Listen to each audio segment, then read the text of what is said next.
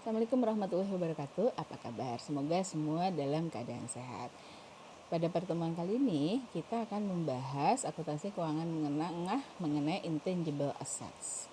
Yang akan kita bahas antara lain karakteristik, pengukuran, dan amortisasi dari aset tidak berwujud, jenis-jenis aset tidak berwujud, penurunan nilai dari aset tidak berwujud, biaya riset dan pengembangan, serta presentasi aset tidak berwujud dan item yang terkait. Diharapkan sesudah ini kita dapat menjelaskan karakteristik dari aset tidak berwujud, mengidentifikasi biaya aset tidak berwujud, menjelaskan prosedur amortisasi dari aset tidak berwujud, menjelaskan jenis-jenis aset tidak berwujud, menjelaskan masalah akuntansi terkait dengan goodwill, menjelaskan masalah akuntansi terkait dengan penurunan nilai aset tidak berwujud, kemudian mengidentifikasikan biaya riset dan pengembangan, menjelaskan akuntansi dari riset dan pengembangan serta biaya yang sejenis, dan mengidentifikasikan presentasi dari aset tidak berwujud dan item yang terkait. Apa sih aset tidak berwujud? Aset tidak berwujud adalah aset non-moneter yang dapat diidentifikasi yang tidak memiliki substansi fisik. Nilai dari aset tidak berwujud berasal dari hak atau keistimewaan yang diperoleh entitas tersebut dari memiliki si aset. Biasanya diklasifikasikan sebagai non-current asset. Antara lain paten, copyright, waralaba atau lisensi, piranti lunak komputer, trademark atau trade name, customer list, goodwill. Ini ilustrasi penentuan aset tidak berwujud ya. Ada suatu piranti lunak pada mesin yang dikendalikan komputer, di mana mesin tadi tidak dapat beroperasi tanpa piranti lunak tersebut. Maka piranti lunak itu merupakan bagian tidak terpisahkan dari piranti kerasnya, sehingga si piranti lunak ini diperlakukan sebagai bagian dari aset tetap. Contoh yang lain, sistem operasi suatu komputer di mana komputer tidak dapat beroperasi tanpa adanya sistem operasi tersebut, maka sistem operasi tersebut diperlakukan sebagai bagian dari komputer tersebut, yaitu merupakan aset tetap.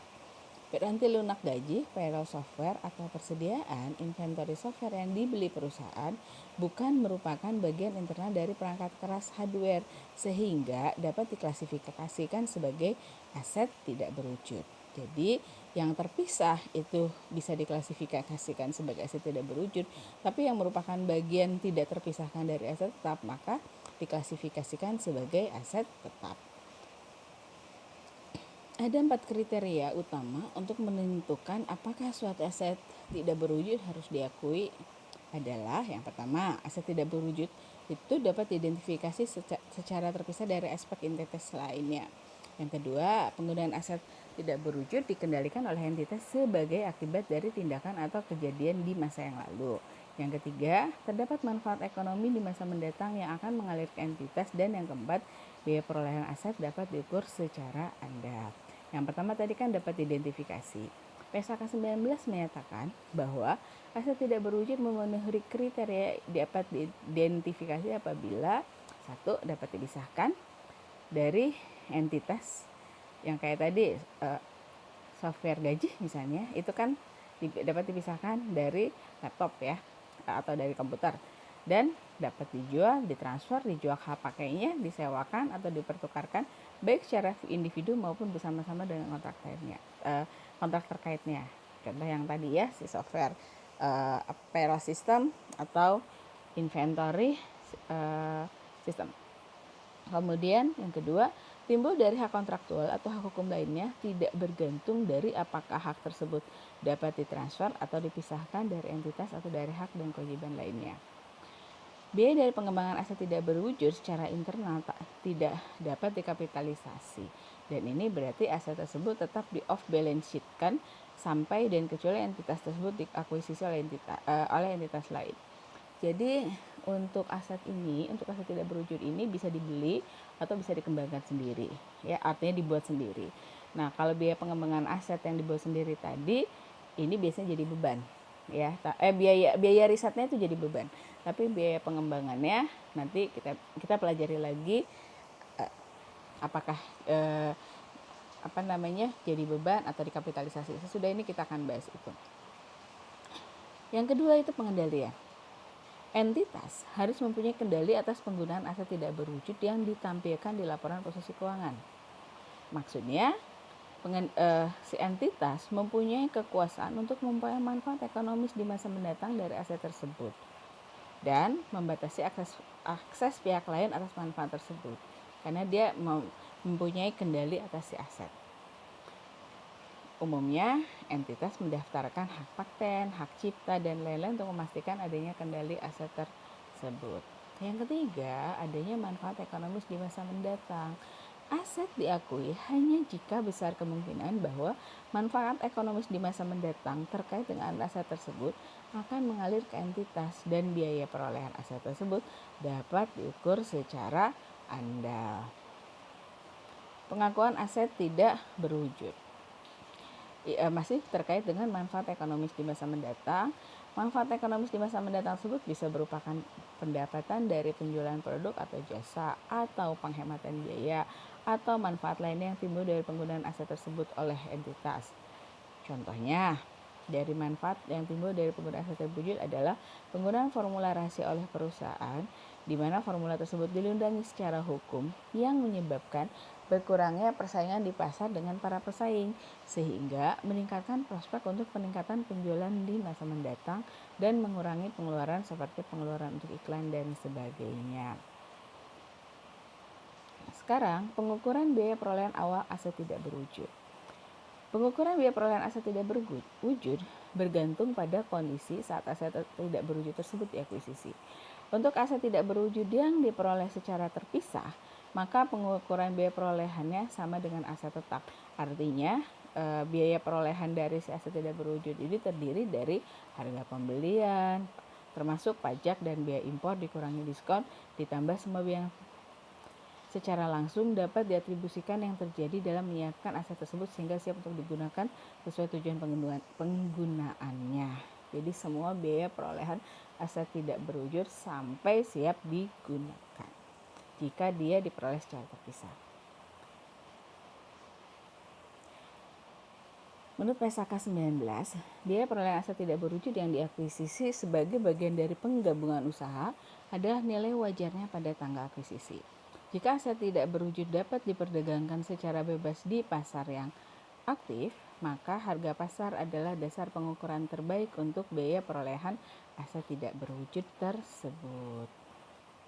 Namun, jika tidak mempunyai pasar aktif, maka biaya perolehan ditentukan berdasarkan jumlah yang akan dibayarkan entitas dalam transaksi normal pada tanggal akuisisi. Jika biaya perolehan aset tidak berwujud yang diakuisisi sebagai bagian dari penggabungan usaha tidak dapat diukur secara andal, maka aset tersebut tidak diakui secara terpisah tapi dimasukkan sebagai goodwill. Nanti dibahas lagi ya materinya, nanti ada materi tentang goodwill. Sekarang valuation atau pengukuran aset tidak berwujud yang dibeli. Jadi aset tidak berwujud tadi sudah disampaikan, bisa dibeli, bisa dibuat sendiri. Dicatat at cost, kemudian termasuk seluruh biaya untuk memperoleh aset tidak berwujud sampai siap digunakan. Tadi sempat dibahas, ada biaya-biayanya antara lain biaya beli, harga beli maksudnya, kemudian yang mungkin ada biaya yang terkait dengan hukum dan berbagai biaya yang lain. Nah, tapi kalau dia dibuat sendiri, maka perusahaan biasanya harus melalui proses riset. Setelah selesai ada beberapa kadang ada proses pengembangan. Nah, kalau bisa dikapitalisasi menjadi nilai aset tidak berwujud jika kriteria ekonominya tercapai, ya. IFRS mengidentifikasikan beberapa kriteria yang harus dipenuhi agar si biaya pengembangan tadi bisa dikapitalisasi. PSAK 19 nyatakan bahwa aset tidak berwujud yang dihasilkan secara internal dapat dikapitalisasi dan diamortisasi selama estimasi masa manfaatnya apabila beberapa kriteria terpenuhi seperti tadi IFRS.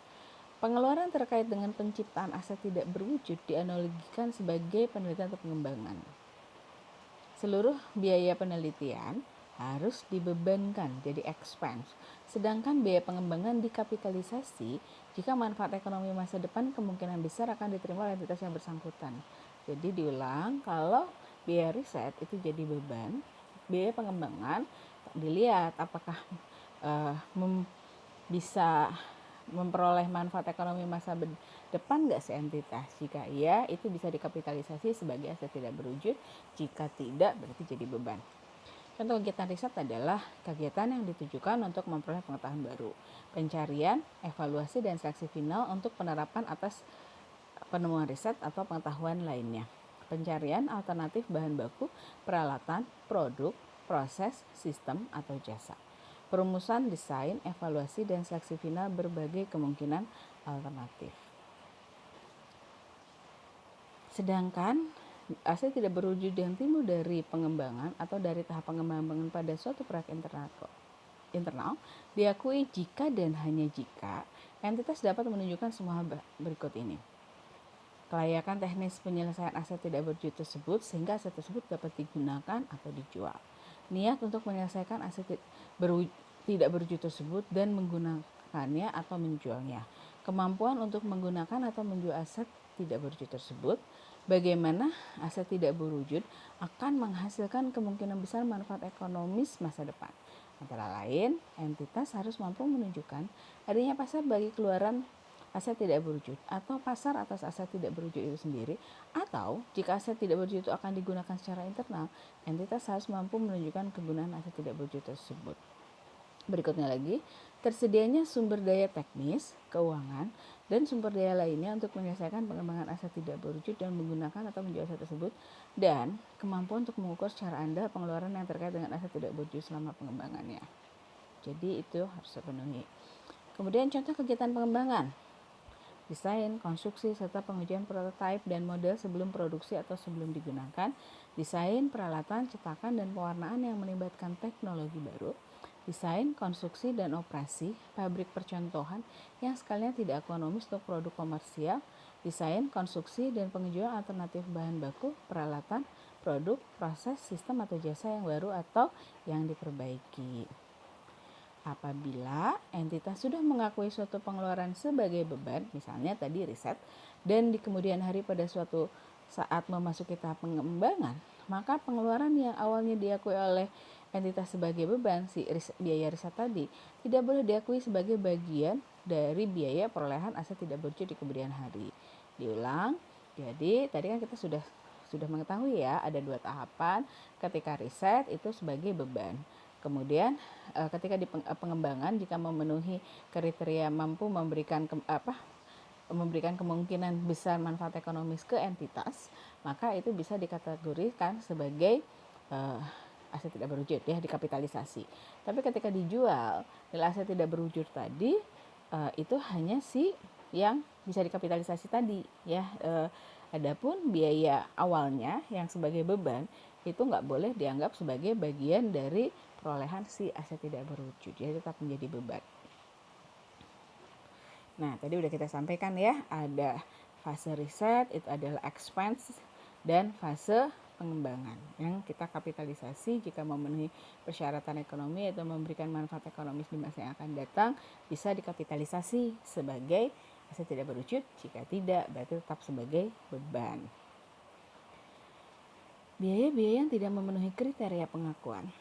Sebagai konsekuensi dari kriteria pengakuan aset tidak berwujud, ada beberapa biaya berikut yang harus dibebankan pada saat terjadinya, yaitu biaya penelitian tadi sudah disampaikan ya, itu adalah beban, biaya prapembukaan untuk fasilitas atau usaha baru, dan biaya startup dari pabrik yang timbul di periode sebelum pabrik tersebut dapat beroperasi secara penuh, kecuali biaya tersebut dikapitalisasi sebagai bagian dari biaya perolehan aset tetap. Kemudian biaya organisasi seperti biaya legal yang umumnya timbul sebagai bagian dari pendirian entitas legal. Biaya pelatihan, biaya iklan, dan biaya terkait lainnya, biaya relokasi restrukturisasi, dan biaya lainnya yang timbul dari mengorganisir usaha atau lini produk. Pengeluaran setelah perolehan. Kapitalisasi atas pengeluaran setelah perolehan untuk aset tidak berwujud sulit untuk dijustifikasi. Jarang sekali pengeluaran setelah perolehan untuk aset tidak berwujud diakui sebagai aset. Hal ini disebabkan karena aset tidak berwujud memiliki karakteristik yang menyebabkan sangat sulit untuk mengidentifikasi apakah pengeluaran tersebut menyebabkan peningkatan masa manfaat dari ekonomis di aset tidak berwujud tersebut. Sehingga pengeluaran setelah perolehan harus diakui sebagai beban pada saat terjadinya, kecuali pengeluaran setelah perolehan tersebut memberikan kemungkinan besar bahwa biaya tersebut memungkinkan aset untuk menghasilkan manfaat ekonomis masa depan yang lebih tinggi dari kinerja standar sebelum adanya pengeluaran tersebut. Kemudian biayanya dapat diukur secara andal dan dapat diatribusikan ke aset secara andal. Berikutnya lagi kita bicara tentang nilai sisa. Untuk menghitung besaran amortisasi selain masa manfaat juga perlu diketahui mengenai estimasi nilai sisa. Untuk kasus aset tidak berwujud, umumnya tidak mempunyai nilai sisa, sehingga PSAK 19 mengharuskan diasumsikan tidak ada nilai sisa untuk aset tidak berwujud, kecuali yang pertama, terdapat komitmen dari pihak ketiga untuk membeli aset tersebut pada akhir masa manfaatnya, atau terdapat pasar aktif untuk aset tidak berwujud tersebut dan nilai sisa dapat diukur secara andal dengan mengacu ke pasar aktif tersebut, dan kemungkinan besar pasar tersebut masih tetap ada pada akhir masa manfaat aset tidak berwujud tersebut. Nilai sisa dan juga masa amortisasi harus ditelaah setiap akhir periode. Apabila terdapat revisi, maka harus diperlakukan secara prospektif, yaitu mengubah nilai amortisasi periode sekarang dan periode mendatang. Nah, sekarang kita bahas tentang amortisasi dari aset tidak berwujud. Untuk aset tidak berwujud yang masa manfaatnya terbatas, biasanya diamortisasi by system charge to expense over useful life. Jadi sepanjang masa hidupnya diamortisasi ya. Kemudian credit asset account or accumulated amortization. Jadi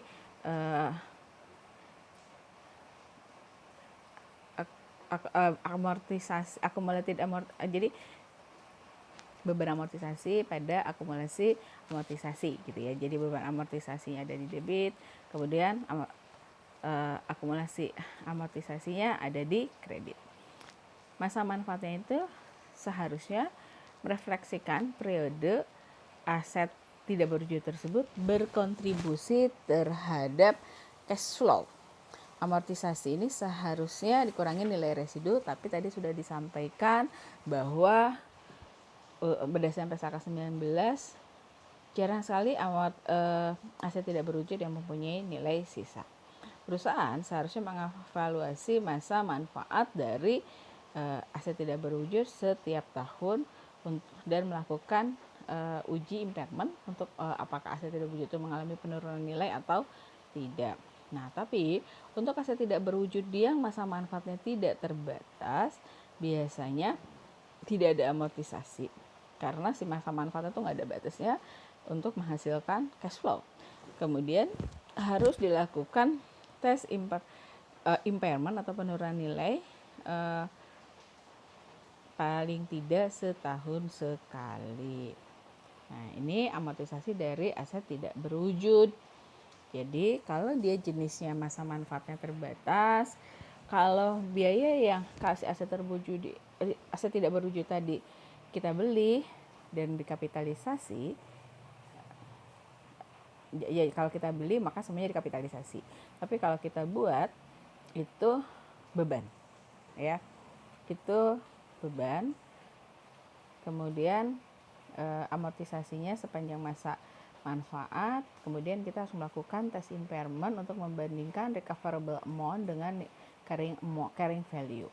Kalau masa manfaatnya tidak terbatas, kalau kita beli dikapitalisasi, kalau ada biaya yang timbul secara internal, maka dia jadi beban. Ya, tadi tapi tadi dibilangin kalau masa manfaatnya tidak terbatas itu jangan diamortisasi, tapi kita tetap harus melakukan impairment test untuk membandingkan recoverable amount dengan carrying value. Ini ada catatan pengecualian kalau kalau si biaya yang ditimbulkan secara internal itu bisa saja untuk yang masa manfaatnya terbatas ya, bisa saja diakui sebagai dikapitalisasi jika memenuhi kriteria yang tadi ya, kriteria ekonomi. Berikutnya lagi ada tipe-tipe dari intangible asset. Ada marketing related, customer related, artistic related, contract related, teknologi related, dan goodwill.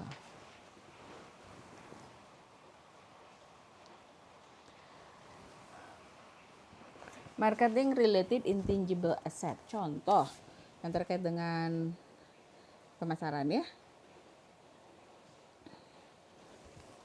Jadi biasanya marketing related intangible asset ini di pemasaran atau promosi dari si produk atau jasa. Contohnya adalah trademarks atau trade names, newspaper, masjid, internet domain names, dan non-competition agreements. Misalnya, mohon maaf, ini kayak misalnya di sini contohnya adalah Pepsi Cola, Mercedes-Benz, Honda, Witis. Jadi gara-gara nama itu dia mempunyai nilai lebih dibanding merek yang lain ya. Jadi dan itu jadi aset tidak berwujud. Contoh misalnya Coca-Cola atau Pepsi Cola, atau mohon maaf kalau saya menyebut merek juga ya, atau McD. Nah itu udah punya image yang kuat di mata konsumen, sehingga ketika misalnya karena punya image yang kuat tadi, sehingga preferensi konsumen menjadi lebih tinggi terhadap merek tersebut. Maka karena preferensinya lebih tinggi, kemungkinan konsumen untuk membeli aset tersebut juga jadi lebih tinggi. Membeli si produk tersebut itu menjadi lebih tinggi dibandingkan mungkin pesaingnya yang lain, sehingga nilai mereknya sendiri menjadi sangat tinggi ya. Jadi ada nilainya. Sehingga di Amerika trademarks atau trade names itu punya proteksi hukum untuk for indefinite number of 10 years renewal periods. Makanya si merek tadi bisa dikapitalisasi harga beli si merek tadi, tapi karena dia masa manfaatnya tidak terbatas, maka tidak ada amortisasi. Nah, di sini ada penjelasan lagi, merek, kepala surat, judul publisitas, daftar pelanggan, dan hal sejenis dengan substansi yang sama yang dihasilkan secara internal tidak boleh diakui sebagai aset tidak berwujud. Tapi kalau dibeli tadi kan boleh ya. Biaya yang timbul dari menghasilkan aset tersebut tidak dapat dibedakan dengan biaya untuk mengembangkan usaha secara keseluruhan, sehingga tidak dapat diakui sebagai aset tidak berwujud jika dihasilkan secara internal. Tapi kalau kita beli itu bisa. Berikutnya lagi sekarang customer related intangible asset. Ini biasanya dihasilkan dari interaksi dengan pihak yang luar. Contohnya ini adalah customer list, daftar customer, order or production backlogs, kemudian kontraktual dan non kontraktual customer relationships. Makanya karena gini ya, karena kalau di perusahaan itu kan, kalau perusahaan baru berbeda dengan perusahaan yang lama. Kalau perusahaan yang sudah lama berdiri, mereka biasanya sudah punya daftar konsumen karena mereka sudah terbiasa melakukan penjualan produk atau jasa. Mereka sudah tahu calon-calon klien atau konsumen yang potensial. Nah, sementara kalau perusahaan baru, dia kan harus mencari ya, dan dia juga mungkin tidak dikenal, sehingga daftar nama calon-calon potensial untuk membeli si produk tersebut itu merupakan intangible assets. Yang kalau perusahaan baru itu misalnya dapat entah dari mana, itu ada harganya gitu ya. Itu ada harganya, maksudnya ada harganya itu misalnya ini ada perusahaan baru, dia nggak tahu nih harus dijual ke siapa aja calon konsumennya, kliennya. Nah kemudian dia ada pihak lain yang punya daftar bahwa kalau untuk produk ini konsumen potensialnya yang biasa beli adalah ada sekian daftar gitu ya. Nah kemudian si perusahaan baru itu beli daftar tersebut, maka itu kan masuk sebagai intangible assets, dan biaya pembelian daftar tadi itu bisa dikapitalisasi dan diamortisasi sepanjang masa manfaat. Karena nggak gampang loh untuk punya daftar customer related intangible assets, itu tidak gampang.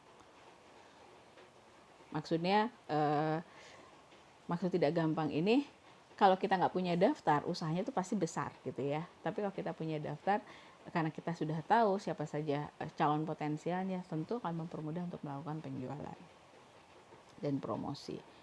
Nah, misalnya green market mengakuisisi atau membeli customer list newspaper seharga 6 juta pada tanggal 1 Januari 2015. Green market berharap mempunyai keuntungan dari informasi tersebut ya selama 3 tahun. Maka waktu kita pencatatan pembeliannya adalah tanggal 1 Januari. Customer list pada cash seharga 6 juta. Nah, karena ini kan 3 tahun. Kalau kita pakai garis lurus, 6 juta bagi 3 tahun itu 2 juta. Maka amortization expense pada customer list seharga 2 juta. Nah, sekarang artistic related intangible asset. Ini termasuk jadi ownership rights to plays, literary works, musical works, pictures, fotografi, video, dan audiovisual material. Jadi ini biasanya yang terkait dengan yang artistik ya. Nah, ini copyrightnya, hak ciptanya dijamin sepanjang masa manfaat ditambah 70 tahun. Dikapitalisasikan untuk biaya perolehannya, diamortisasikan sepanjang masa manfaat dikurangi legal life-nya. Ini contohnya adalah Walt Disney, Mickey Mouse. Nah, itu kan produknya, intangible asset-nya ini kan juga sifatnya artistik, ya, kayak film dan sebagainya. Kemudian contract related intangible asset itu represent dari the value of right that arise from contractual arrangement. Jadi timbul dari contractual arrangement. Contohnya adalah waralaba, persetujuan waralaba, kemudian pemberian lisensi, izin konstruksi, hak broadcast, kemudian kontrak jasa atau supply. Waralaba atau lisensi dengan masa manfaat yang terbatas ini bisa diamortisasi sebagai operating expense sepanjang masa waralaba.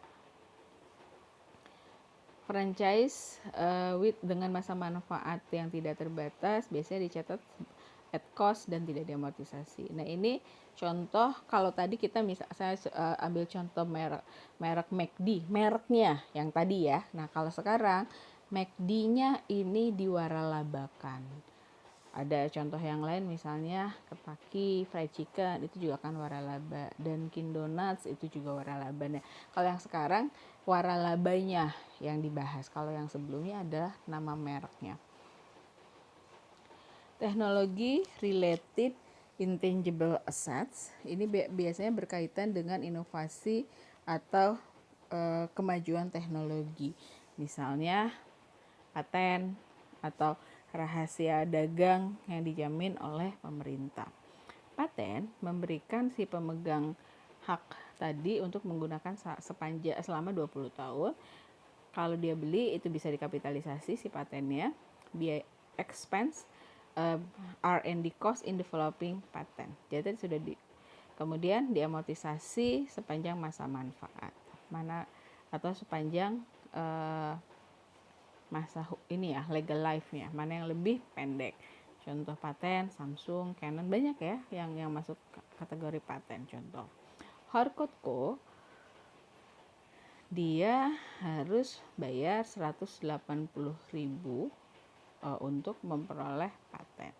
Masa hidupnya adalah 20 tahun. Diamortisasi menggunakan garis lurus. Harcourt mencatat legal fees dan amortisasi di akhir tahun 2015. Dia memperolehnya 1 Januari 2015. Maka waktu pertama dia dapat si patennya, maka dia bilang paten pada kas senilai 180.000. Kemudian amortisasinya 180.000 bagi 20 itu 9.000. Maka paten amortization expense pada paten atau amortization sebesar 9.000 dari 180.000 dibagi 20. Berikutnya lagi Tadi sudah disampaikan sebelumnya bahwa kalau aset tidak berwujud diperdagangkan secara bebas di pasar aktif, maka aset tersebut adalah maka harga pasar merupakan harga biaya perolehan aset tersebut.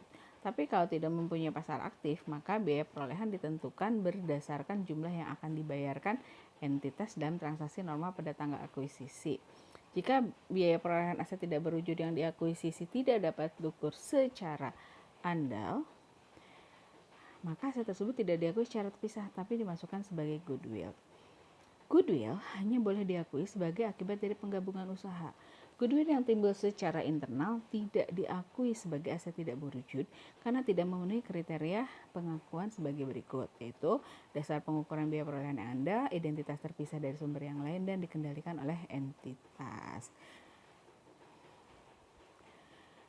Goodwill itu mewakili manfaat masa depan yang timbul ketika aset ini diakuisisi, ketika terjadi kombinasi bisnis yang tidak secara individual diidentifikasi, tapi secara terpisah diakui. Hanya dicatat ketika bisnisnya itu dibeli. Bukan tadi, makanya tadi dibilang kalau internal itu nggak boleh dicatat. Goodwill ini merupakan kelebihan dari biaya pembelian fair value dari aset yang dibeli. Tadi sudah disampaikan bahwa goodwill yang secara internal dibuat itu nggak boleh dikapitalisasi. Jadi gini loh, goodwill tuh misalnya gini, ada satu, makanya tadi disebut dibilang kalau kombinasi bisnis. Misalnya satu perusahaan dia membeli saham atau dia mengakuisisi perusahaan yang lain. Ya, dia si perusahaan yang dibeli, misalnya perusahaan A adalah yang beli, yang perusahaan yang dibeli adalah perusahaan B. Nah, si perusahaan B itu misalnya punya nilai buku katakanlah 10 miliar misalnya ya. Kemudian fair value-nya bisa sama dengan nilai buku, bisa berbeda. Biar gampang, fair value-nya harga pasarnya kita samakan 10 miliar. Namun si perusahaan A sebagai pembeli, dia berani membeli sebesar 11 miliar. Jadi dia beli lebih dari fair value-nya si perusahaan B. Nah, yang 1 miliar selisih dari 11 miliar dengan 10 miliar ini adalah goodwill. Ilustrasinya adalah Feng memutuskan bahwa diperlukan divisi parts untuk ya dia membutuhkan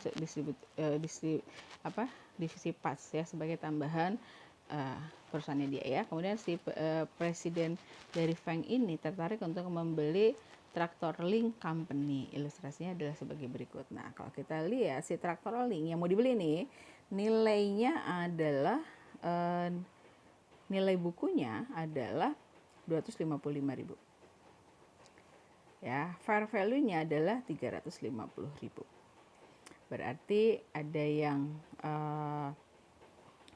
kita lihat adalah fair value. Biasanya kalau fair value lebih tinggi dari book value berarti itu ada aset yang nilai bukunya tidak sesuai dengan fair value, maka nanti harus disesuaikan pakai fair value. Ada caranya sendiri, itu dibahas di akuntansi keuangan lanjutan. Sementara si Feng berani membayar sebesar 400.000. 400.000 ini lebih besar daripada fair value yang 350.000, maka selisihnya yang 50.000 ini adalah goodwill. Ya, maka jurnalnya adalah, nah kita ambil dari data yang sebelumnya ya, property plant and equipment 25.000. Kita pengen ambil dari sana. Property plant and equipment 205.000, paten 18.000, inventory 122.000, account receivable 35.000, cash 25.000, tadi ada goodwill sebesar 50.000. Kemudian si perusahaannya kan punya liability sebesar 55.000 si Tractor Link-nya, dan cash dia bayar sebesar 400.000. Goodwill write off, goodwill itu masa manfaatnya tidak terbatas sehingga biasanya tidak diamortisasi, tapi biasanya ada penyesuaian nilai buku ketika nilai goodwill-nya itu terjadi penurunan nilai. Kalau tadi goodwill itu ketika fair value perusahaan yang kita beli lebih kecil dibandingin harga dari perusahaan yang mau membeli. Maksud diulang udah. Jadi perusahaan A mau membeli perusahaan B, dia berani membayar lebih mahal dari fair value-nya, maka selisihnya itu adalah goodwill. Tapi ada yang namanya bargain purchase. Bargain purchase itu harga beli lebih kecil dari fair value dari aset yang kita beli atau yang kita akuisisi. Kalau sekarang perusahaan A mau membeli perusahaan B. Kalau misalnya harga belinya adalah fair value-nya adalah 10 miliar, tapi si perusahaan A hanya mau membayar 9 miliar 500 juta. Ada selisih sebesar 500 juta yang lebih kecil daripada fair value. Maka itu disebut bargain purchase. Sementara buat si perusahaan A, dia dapat keuntungan sebesar 500 juta, ada gain. Kenapa? Karena nilai pasarnya adalah 10 miliar, dia bisa si perusahaan B setuju untuk dibeli dengan harga 9 miliar 500 juta, tentu ada keuntungan buat perusahaan A sebesar 500 juta. Nah, sekarang kita bicara penurunan nilai aset tidak berwujud. Jadi sama seperti aset berwujud, aset tetap, aset tidak berwujud juga punya aturan tentang penurunan nilai aset. Jika terdapat indikasi penurunan nilai, maka entitas mengestimasi besaran jumlah yang terpulihkan. Khusus untuk aset tidak berwujud dengan umur masa manfaat tidak terbasas, termasuk goodwill yang timbul dalam kombinasi bisnis, atau aset tidak berwujud yang belum dapat digunakan, harus dilakukan uji penurunan nilai setiap tahun, impairment test.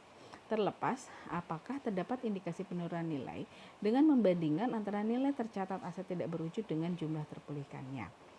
Jumlah terpulihkan adalah jumlah yang lebih tinggi antara nilai wajar dikurangi biaya untuk menjual dan nilai pakainya. Tadi ada nilai wajar. Nilai wajar dikurangi biaya untuk menjual, fair value dikurangi cost to sell adalah jumlah yang dapat dihasilkan dari penjualan aset dalam transaksi antar pihak yang berkeinginan dan memiliki pengetahuan yang memadai dalam suatu transaksi yang wajar, arm's length transaction, setelah dikurangi biaya pelepasan. Nilai pakai, value in use aset, adalah nilai sekarang dari taksiran arus kas yang diharapkan akan diterima atas penggunaan aset dan penghentian penggunaan aset pada akhir umur masa manfaat. Kerugian penurunan nilai diakui jika jumlah terpulihkan aset lebih rendah dari nilai tercatatnya. Kerugian tersebut diakui di laba rugi periode berjalan. Namun, jika entitas memilih menggunakan mode revaluasi dan terdapat saldo kredit surplus revaluasi aset, maka kerugian penurunan nilai mengurangi saldo kredit surplus revaluasi tersebut. Nah, sekarang kita bicara penurunan masa manfaat dari aset yang masa manfaatnya terbatas ya. Aset tidak berjual. Nah, jadi tadi sudah dibilangin carrying amount dibandingkan dengan recoverable amount. Mana yang lebih tinggi? Fair value dikurangi cost to sell atau value in use. Sebenarnya udah sebutin ya. Contoh, Lurch Inc. mempunyai paten untuk mengekstrak minyak dengan nilai buku sebesar 5 juta. Sayangnya, kemudian diketemukan ada beberapa hal yang mempengaruhi permintaan dari Shell Oil Technology yang mengindikasikan bahwa paten ini terjadi penurunan nilai. Lurch kemudian menentukan nilai recoverable amount dari paten berdasarkan value in use karena tidak ada nilai di pasar aktif. Kemudian Lurch mengestimasikan bahwa value in use-nya adalah 2 juta berdasarkan discounted expected net future cash flow di pasar ya. Maka kita akan bandingkan carrying amount-nya adalah 5 juta. Kemudian dibandingkan dengan recoverable amount-nya adalah 2 juta. Karena nilai pasalnya nggak diketahui, yang ketahuan adalah value in use. Nah, terus sehingga kita bisa lihat bahwa carrying amount-nya 5 juta sementara recoverable amount-nya 2 juta. Berarti ada kerugian sebesar 3 juta. Maka kita buat jurnal loss on impairment 3 juta pada paten 3 juta. Reversal of impairment loss, nilai atau carrying value dari paten sesudah penurunan nilai tadi kan 2 juta ya. Kemudian Lurch mengamortisasi sebesar 400.000. Dari mana 2 juta masa manfaat 5 tahun. Berarti kalau pakai garis lurus berarti nilai amortisasinya adalah 400.000 per tahun selama 5 tahun. Maka beban amortisasinya ya kita lihat. Kan tadinya 2 juta nilai bukunya ya, kemudian diamortisasi 400.000, maka carrying amount-nya tinggal 1.600.000. Tahun berikutnya amortisasi lagi 400.000, maka carrying amount-nya sekarang 1.200.000. Amortisasi lagi tahun berikutnya 400.000, maka carrying amount-nya 800.000. Terus begitu sampai setelah 5 tahun carrying amount-nya menjadi 0. Di awal tahun 2016 ya, di awal tahun 2016 nih nilainya kondisinya menjadi lebih baik di pasar Shell Oil Technology. Kemudian Ledge menghitung ulang gitu ya, ternyata recoverable amount-nya 1.750.000. Padahal catatan kita tadi kan catatan kita tadi sekarang adalah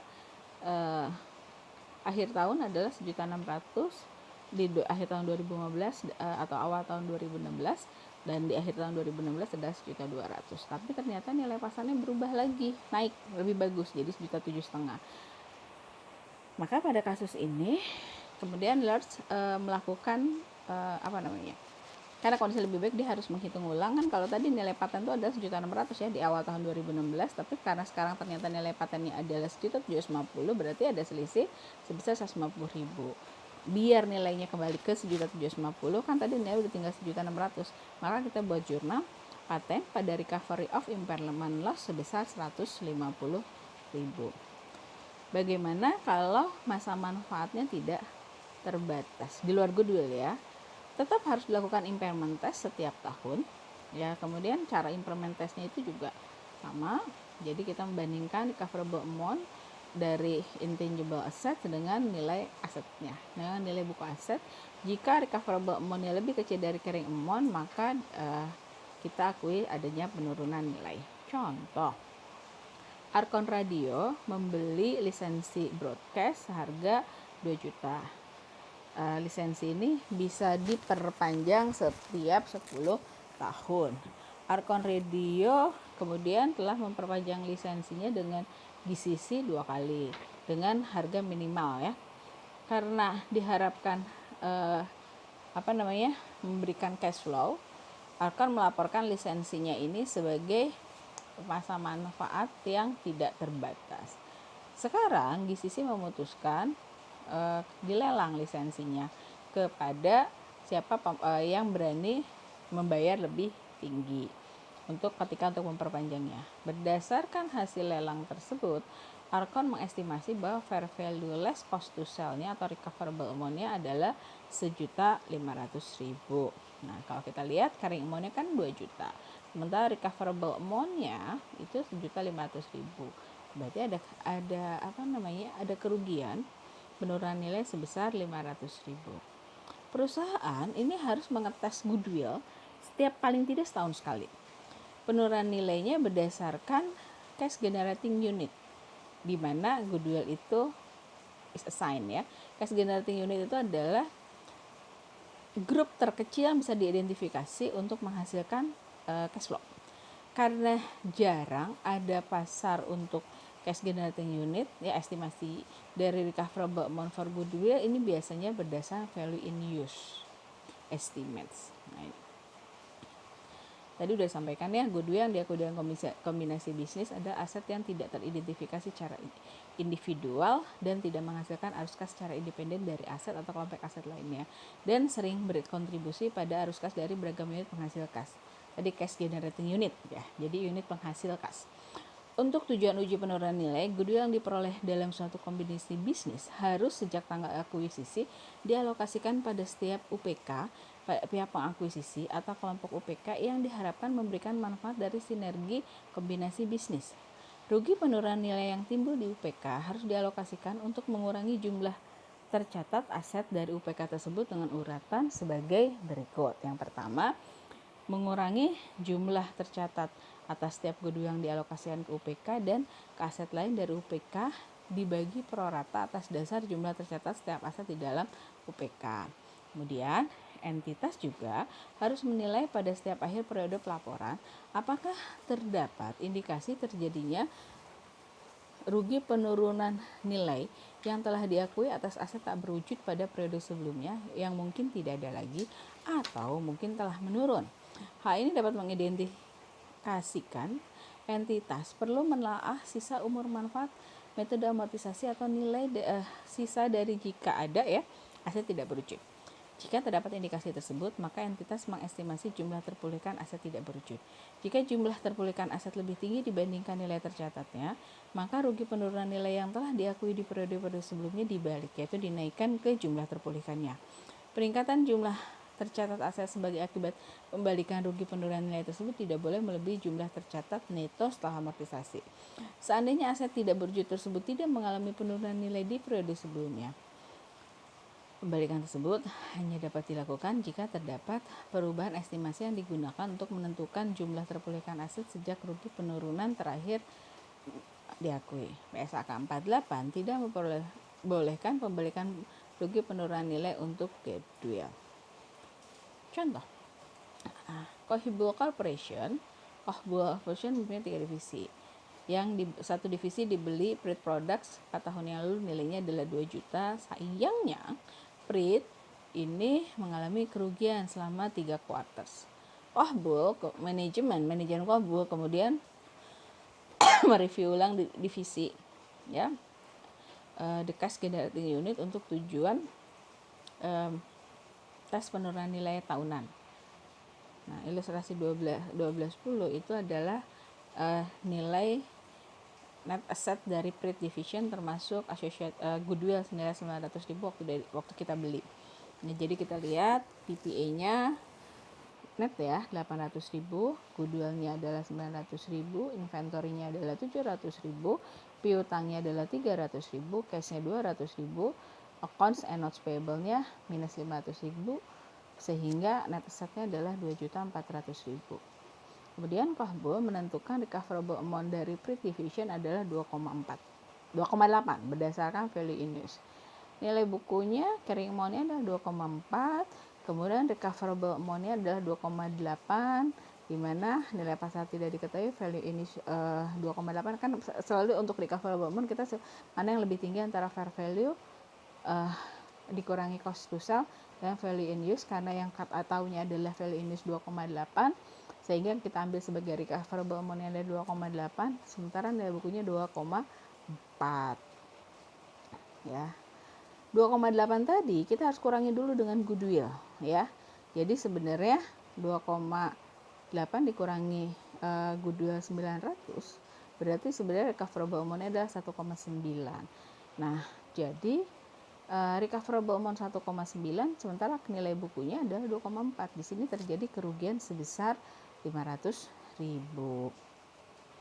Diasumsikan bahwa recoverable amount-nya adalah 1,9 yang tadi ya, bukan lagi 2,8 kan tadi udah kita kurangi dulu dengan goodwill. Maka dan mengalami kerugian sebesar 500.000, maka kita mencatat loss on impairment, rugi karena penurunan nilai pada goodwill sebesar 500.000. Nah, berikutnya lagi kita bicara tentang research and development costs. Ya. Tadi sudah biasanya hasilnya itu adalah paten atau copyright seperti produk baru, proses, idea, formula, komposisi atau literary work.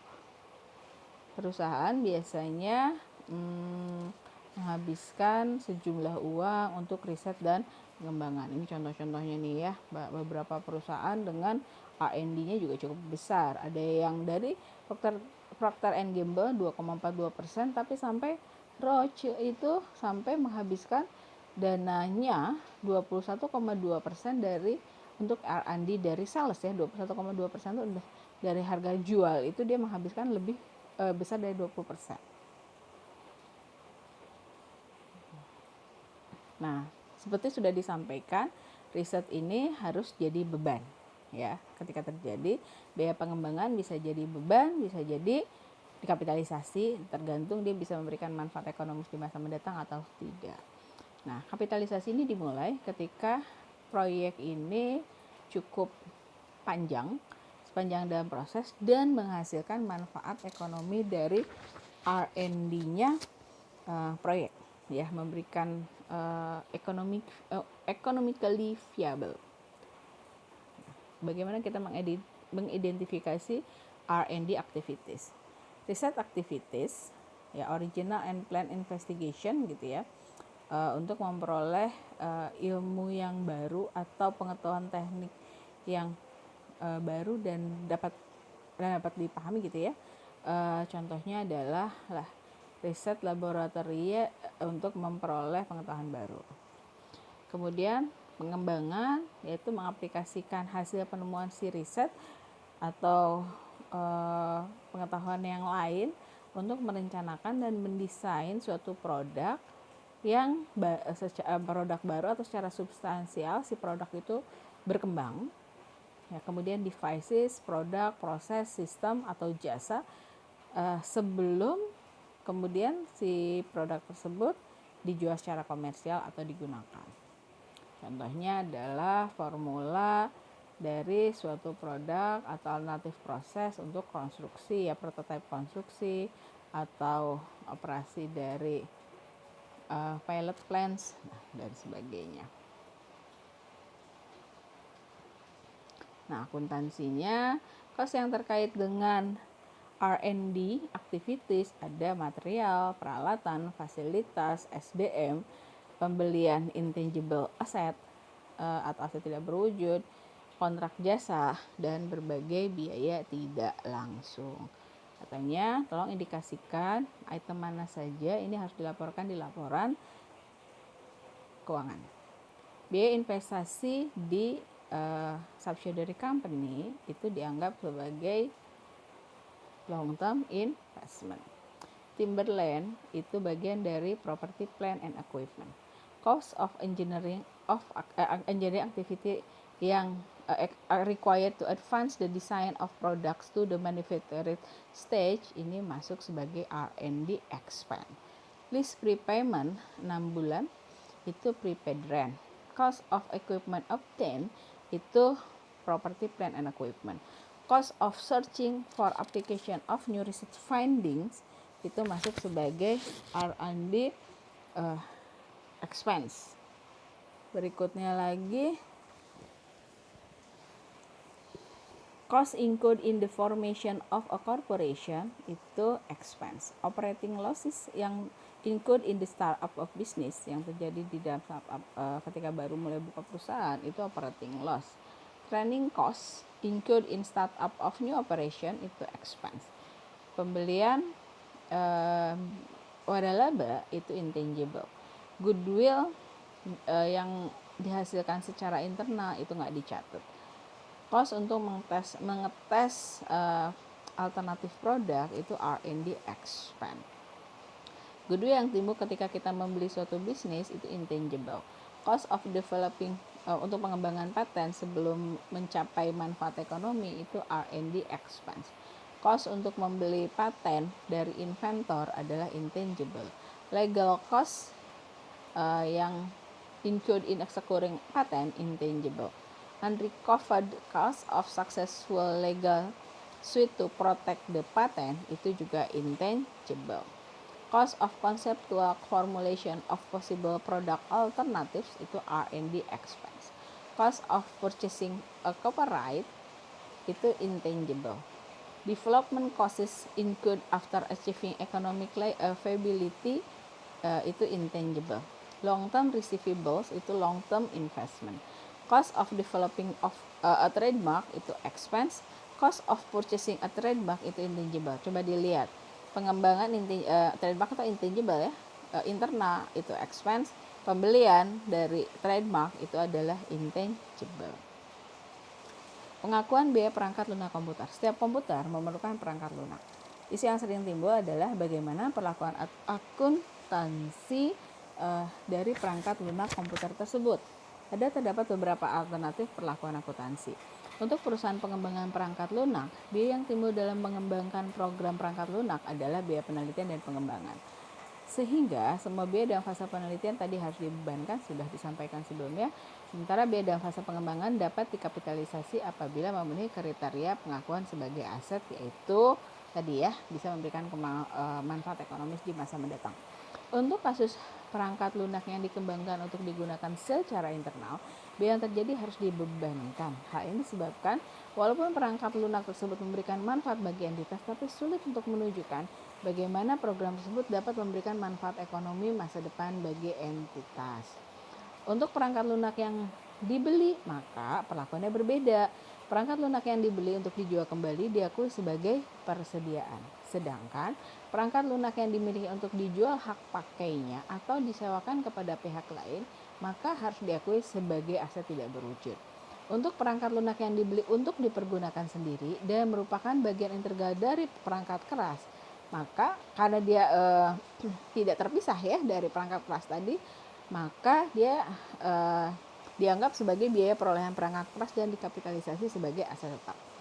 Biaya perolehan perangkat lunak harus diakui sebagai aset tidak berwujud jika bukan bagian dari integral perangkat keras kalau dia terpisah. Nah, kemudian biaya situs web. ISAK 14 aset tidak berwujud mengatur mengenai perlakuan akuntansi terkait biaya situs web.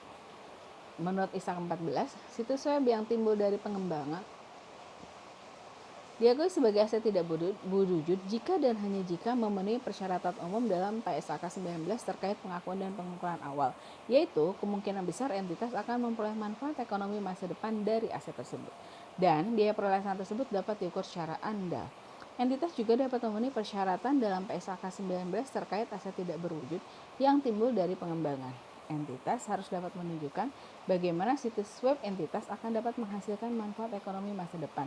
Misalnya ketika situs web ini mampu menghasilkan pendapatan, termasuk pendapatan langsung dari pesanan. Apabila entitas tidak dapat menunjukkan bahwa situs web yang dikembangkan tersebut akan menghasilkan kemungkinan manfaat ekonomis di masa depan, misalnya situs web tersebut digunakan semata-mata dan terutama hanya untuk mempromosikan dan iklan produk dan jasa entitas, maka semua pengeluaran pada pengembangan situs tersebut harus langsung diakui sebagai beban pada saat terjadinya. Sekarang, biaya yang mirip dengan R&D cost. Misalnya, startup cost for a new operation, kemudian initial operating losses dan advertising cost. Semua biaya ini dibebankan ketika terjadi, sama seperti cost untuk riset dan pengembangan. Contoh, hitunglah jumlah yang dilaporkan sebagai research and development expense.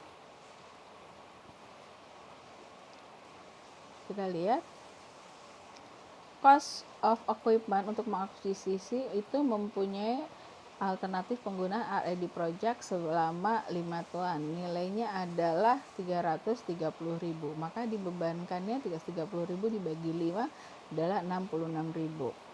Material yang digunakan di dalam R&D projects adalah 59.000, maka dibebankan sebesar 59.000. Kemudian consulting fee yang dibayar ke pihak luar untuk R&D project 100.000, maka expense-nya juga 100.000. Personal cost untuk orang yang terlibat di dalam R&D project 128.000, semuanya dibebankan sebesar 128.000. Biaya tidak langsung yang dapat dialokasikan kepada R&D proyek riset dan development 50.000, semua dibebankan. Material yang dibeli untuk proyek riset dan pengembangan di masa yang datang 34.000 tidak dibebankan, sehingga total biaya R&D-nya adalah 403.000. Sebentar, tadi startup cost itu adalah biaya yang terjadi ketika kita memulai aktivitas operasi yang baru. Kemudian initial operating losses terjadi ketika kadang-kadang ketika kita memulai suatu bisnis itu kadang-kadang suka ada rugi yang nggak bisa dicegah. Advertising cost itu adalah biaya iklan ya, tadi menjelaskan yang sebelumnya. Nah, kemudian presentasi dari intangible asset ini biasanya ada di laporan posisi keuangan atau neraca, di mana perusahaan seharusnya melaporkan item-item yang terpisah dari seluruh intangible asset daripada di luar goodwill ya. Kemudian melaporkan item yang similar, yang sama untuk property, plant and equipment, dan kontra account mungkin tidak ditunjukkan untuk intangible assets. Nah, sekarang yang dilapor itu tadi yang di neraca. Sementara yang di laporan laba rugi, perusahaan biasa harusnya melaporkan beban amortisasi dan rugi karena terjadinya penurunan nilai.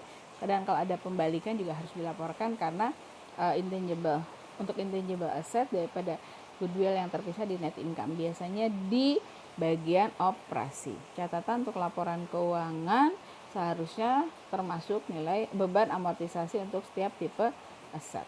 Nah, ini presentasinya. Misalnya nih, ini yang di laporan laba rugi. Amortisasi expense nilainya berapa? Impairment of goodwill nilainya berapa? Adapun yang di neraca itu kita melaporkan nilai goodwill adalah berapa, kemudian nilai intangible asset adalah berapa. Presentasi dari biaya riset dan pengembangan, perusahaan seharusnya mengungkapkan total biaya riset and development sebagai beban di setiap periode. Ini contohnya adalah ya, misalnya turnovernya adalah berapa, cost of sales-nya ada berapa, dapat laba berapa, kemudian biaya selling, general and administrative expense-nya berapa. Nah, disebutin lagi research and development cost-nya atau expense-nya adalah sekian. Jadi harus diungkapkan. Kemudian ada operating income-nya adalah berapa. Sampai di sini aja. Terima kasih atas perhatiannya. Mudah-mudahan bisa memahami tentang intangible asset. Mohon maaf jika ada kesalahan. Assalamualaikum warahmatullahi wabarakatuh.